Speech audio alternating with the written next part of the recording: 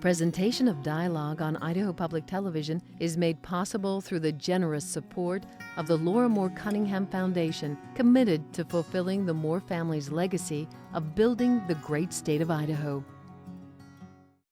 Coming up on Dialogue, she unwittingly coined a slogan that's inspired thousands of women, and undoubtedly quite a few men. A conversation with Pulitzer Prize-winning historian and native Idahoan Laurel Thatcher Ulrich next.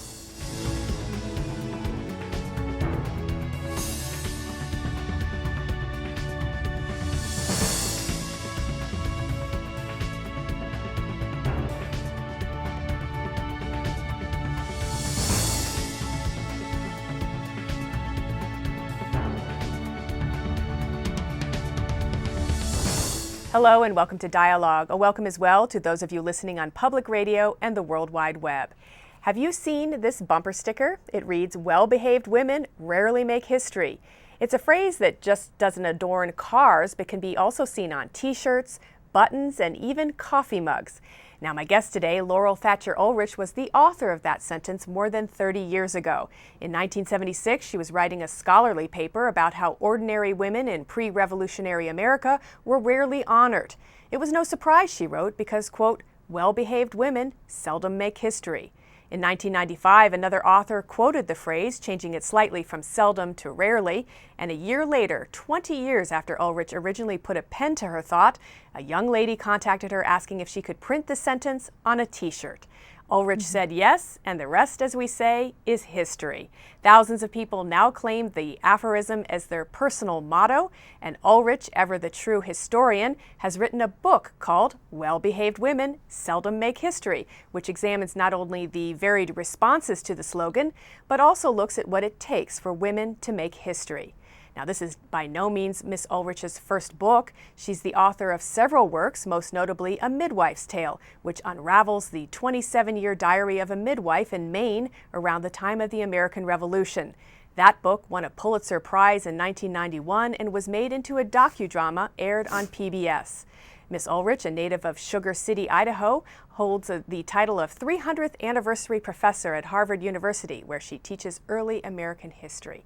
She was also the recipient of a MacArthur Fellowship, known colloquially as a Genius Grant, and numerous other major awards for her work. And Professor Ulrich joins us from our studio on the campus of Idaho State University before speaking to members of the Idaho Humanities Council in Idaho Falls at their annual Distinguished Lecture Series. And we thank that group and Professor Ulrich for finding time in her schedule for this interview. Welcome. I'm delighted to be here. And one note, because this is a taped program, there will be no phone calls. Well, we want to talk first about your new book, Well-Behaved Women Seldom Make History. And I really love the introduction to this book because you describe all the different ways that your slogan has been used, but then, like a historian, you try and delve deeper into the meanings of the uses. It's almost like you did a little ethnography on the communities that use the slogan, or a little ethnography of the slogan itself and where it's traveled. I really did. I mean, I started out it was kind of funny when Jill Portugal asked if she could print it on t-shirts, and then after a while I started getting fan mail, and it was really bizarre. And in certain areas, particularly among young people, teenagers, college freshmen or whatever, they would say, "Oh, are you the woman who wrote the quote?" And so I got curious. I mean, what's going on here? And as I would get emails, I started responding and sort of asking these correspondents what they thought the quote meant. And it amazed me because it meant anything anyone wanted to come up with. It was one thing to the sweet potato queens of Jackson, Mississippi, and quite another to the quilters in the middle of Iowa. Well, let's talk about that in relation to the slogan. For many, well-behaved women rarely make history has come to mean that if you want to make history, you need to break some rules. But that's not really what you meant when you wrote it. It was more of a statement of fact about these women that you were, whose stories you were bringing to life. It wasn't a call to action.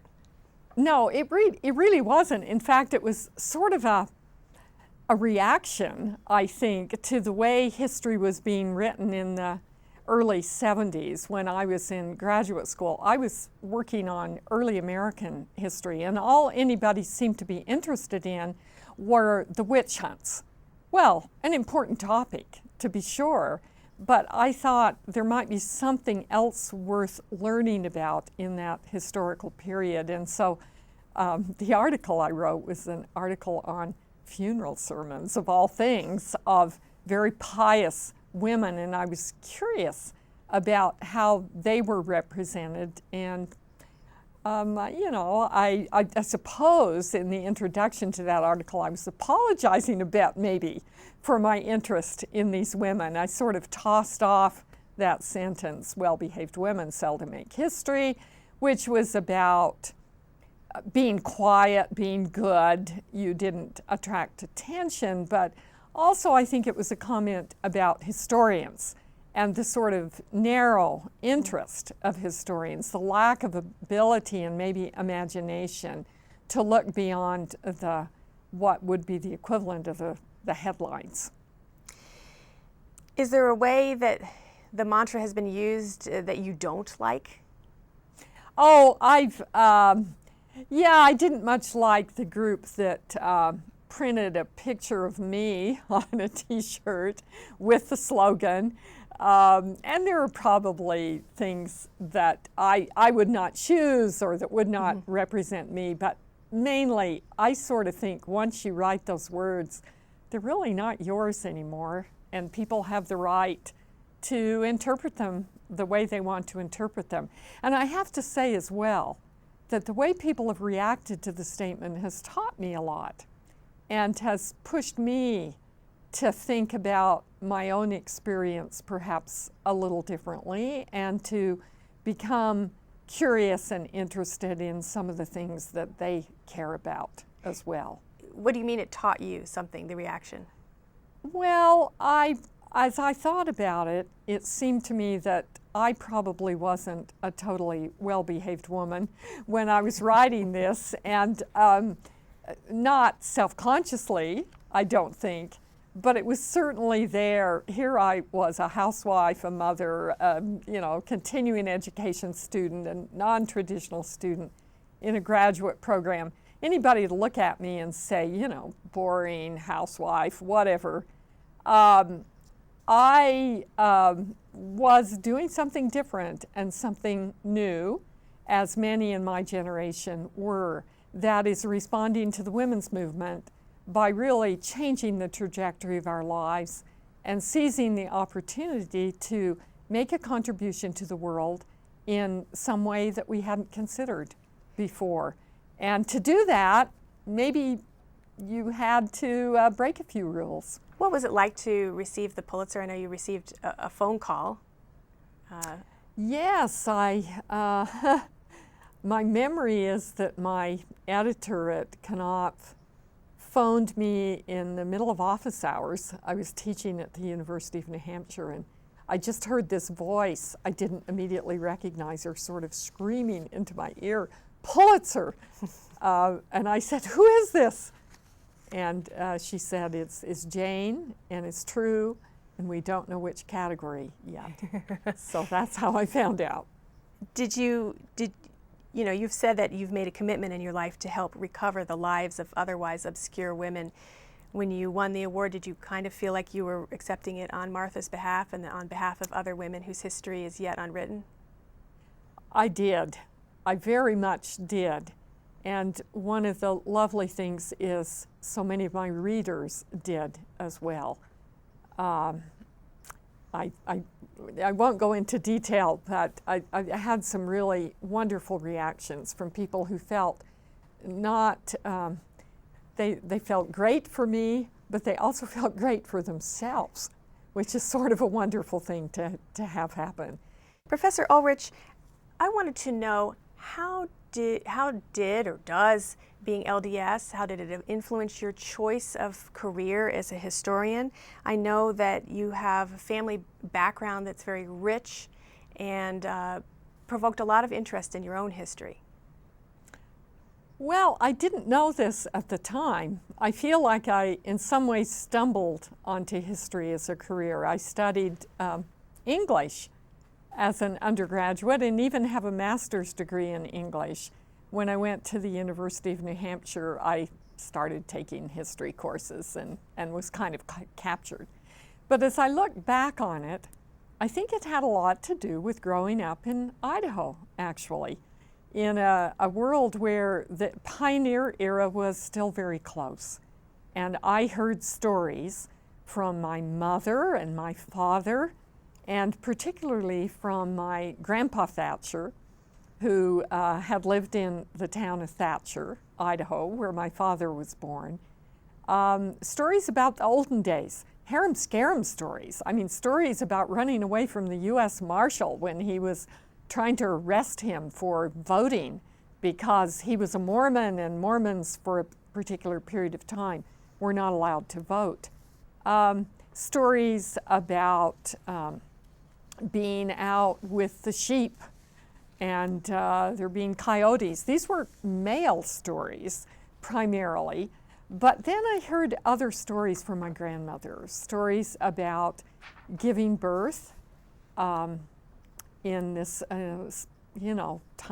frontier homestead situation. My grandma Thatcher had 12 children, and I think she was attended by a physician for the last one, actually. And I adored my grandmother, thought she was totally the most loving, amazing person in the world. And much, much later, I thought, you know what? I think there is a kind of psychological connection there to old women, to Martha Ballard. My mother also had that influence. She enjoyed older women in our neighborhood. Grandma Harrison, Grandma Pincock. We called them Grandma, even though they weren't our own grandmothers. My mother used to visit them and sometimes took me with her. And I think somehow I learned to respect age and the past, and picked up a kind of visceral sense of history from those experiences. At the same time, you've said that there's a mythologization. I don't know. There's a lot of myths about Mormon history and what you've called erasures in Mormon history, in American history in general, that bother you, and that history must include stories that dismay as well as inspire, your words. And that would include LDS history as well. Absolutely. And I think there are two issues here that were important for me. I probably felt somewhat intimidated by the heroic pioneer grandmother image that I grew up with, even though it was a powerful image, an important one. I thought maybe I didn't measure up very much as I came of age and was coping with various aspects of my life and began to explore women's issues. And so it was a great surprise to me to discover the complexity of 19th century Mormon history, the history of my own ancestors, many of whom were polygamists, and some of whom were dissenters in their own way against the hierarchy. And to discover some of those early histories and begin to think about them and contextualize them gave me a sense that I was not diminished. All of us in every generation have conflicts and problems and issues and imperfections that we need to work with. And there's histories, and there's histories of massacres that went on in the West that were covered up for a long time. Absolutely. And you think of someone like Juanita Brooks, who I had the pleasure of meeting, who was the historian who during the WPA began to collect pioneer histories in southern Utah, and then went on to write a book about the Mountain Meadows Massacre, and really was stigmatized and ostracized by some people because she told the dark stories, the stories that were supposed to be forgotten. She's really been a hero of mine, interestingly, not just because she did historical work and was one of the few models of a woman historian that I knew about in my culture, but because later She wrote a wonderful little piece that was in a journal that I helped to edit on Mormon women, where she talked about how she used to have to hide her writing under the ironing.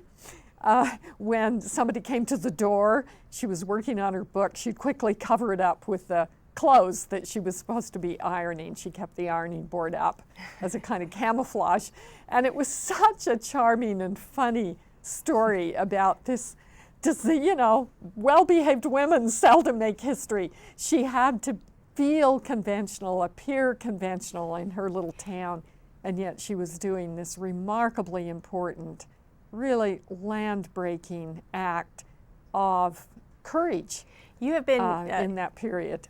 You've been characterized as a Mormon feminist. Yes. Is that a fair characterization? And if so, what does it mean?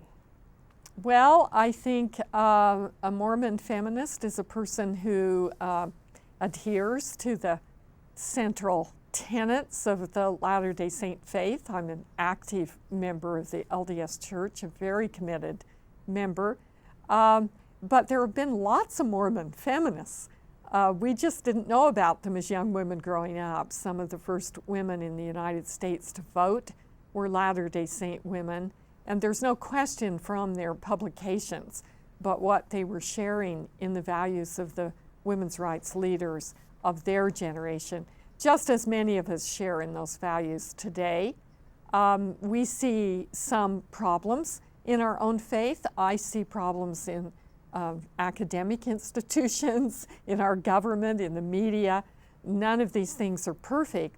A feminist, I would argue, is a person who believes in the equality of all persons, who perceives inequalities, and who is committed to do something about it. So the two, the LDS faith and feminism, can coexist. They not only can coexist, they can reinforce one another, because both of them have a profound equipment to the worth of everyone. Every person matters. You've said in the past that you've been a bit dismayed at some of the growing conservatism in the LDS Church. I know the church was very involved in Proposition 8 in California. What are your thoughts on that? I am very concerned about that, and I'm old enough that I've been through many ups and downs in terms of the church's relationship to politics. The thing that concerns me in this case is how many young people have been devastated, really, truly devastated by this issue. Young people who have grown up in a situation where they have good friends who are gay. They know people of high moral values who are homosexual. And they also have great reverence for the religious faith, and they feel torn and caught. And it's a very difficult situation, and it's also a growing situation to understand that even within a religious institution that you believe has some divine inspiration, that there can be issues of conflict, and that we can learn to live with them and work through those issues as persons of faith. Has it hurt the church? Well, I'm not in a position to comment on that. I don't know. I live in Massachusetts. In Massachusetts, we have gay marriage and have for some time, and there was no movement within the church to oppose it. And most of us have friends and understand this is a fairly normal, unthreatening part of our lives. Not all Mormons in Massachusetts feel that way, but virtually everyone I know does.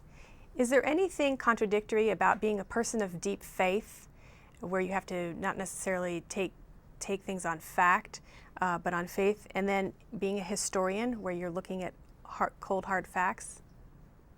Well, I don't think history is about cold, hard facts. I think it's a truth-telling discipline. It is about evidence, but probably, as any lawyer can tell you, or anyone who's ever been on a jury, there are many, many ways to understand even a fact and even a piece of evidence. Things have to be placed into context, and they have to be understood in relation to personal bias, in terms of personal perception, culture. Culture shapes the way we think about things. So I don't think that being a religious person, being a person who believes deeply in aesthetic experience, in values, human emotional experiences. I mean, we are complex persons, and we bring all of those things to our practice, whatever it happens to be, history being one of them. What does it mean when you say that good history is almost always dangerous? Well, good history is complex, and it often is in opposition to myth-making, and therefore it can be dangerous. I mean, the first thing people in power try to do in a totalitarian society, we've seen lots of evidence of this, is they try to close down the archives. I'm currently president of the American Historical Association, and we take a position of advocacy in behalf of open archives all over the world. Recently, there was an archive in St. Petersburg. That was the computers, hard disks were confiscated by the police. An example, and the material on those computer disks had to do with oral histories having to do with the Gulag, an attempt to close down things because history is dangerous. It may not be under the total control of people in power in a particular community. We do that in the United States as well. The AHA has been involved in many lawsuits to keep open national archives, presidential papers projects, files under, at freedom of information documents. And we've already talked about some of the issues, and I think all archives have these issues. Certainly the LDS Church has in the past been very, very careful about letting non-LDS people into its archives. Thankfully, that's ended, and we have a much more open situation in church and state in most places in the United States, and historians are able to do their work. As we wrap up, Professor, I want to get your thoughts on how far we've come or haven't come as women in this day and age. I'm thinking in particular about the fact that we've now had 2 female secretaries of state in the United States, so we seem to be willing as voters to, or as administration and voters to accept the idea of women going out and representing the United States out in the world, but we certainly have not seen a female president yet. I don't know, something about this interests me, and I'm wondering how historians will look back at this, or do look at this period of history for women right now. Well, I just was glued to every media source I could find all through the presidential primaries and the presidential election as well. Totally landmark election. That is a major contender for the presidency in one party, a woman, another major contender, and ultimately our president, an African American. I mean, it would be hard to imagine a more amazing history-filled moment. I was teaching a course on the American Revolution during that period, and my students were mesmerized as well, and we pulled in contemporary issues into similar issues about gender and about race during the founding of the American Republic. And then, of course, a vice presidential nominee, the second vice presidential nominee, a woman in the Republican Party. So it was definitely a landmark year, and I think all of us hope that it's the beginning of a new era in American history. We could think of many other possible firsts that we might like to see in our society. We still mainly elected white male Protestants to high office, but in a number of states and places and offices, there are now more and more people of ethnic or racial minorities and more women as governors and members of Congress. It is getting better, I think. I think we definitely see progress. We don't see a perfect world yet, and we shouldn't be complacent.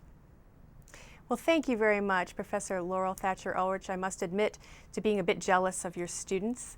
Having you as a teacher, I'd love to sit in on one of your courses someday. I appreciate you taking the time to talk with me and by proxy our viewers. Thank you very much. You've been listening to Professor Laurel Thatcher Ulrich. She teaches at Harvard University. And once again, thanks for tuning in to Dialogue. We hope you'll join us same time next week.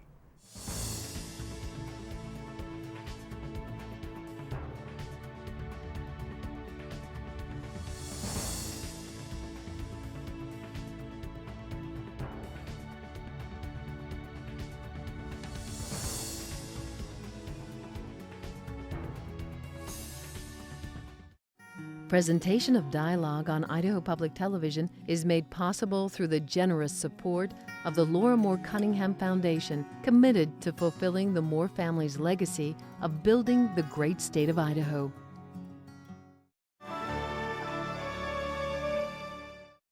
To order a copy of this program from Idaho Public Television, call our toll-free number or visit us on the World Wide Web.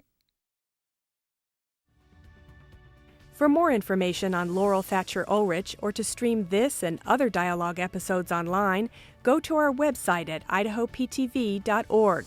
Just click on Dialogue. We're also now on YouTube, Facebook, and Twitter. Check them out and become a fan.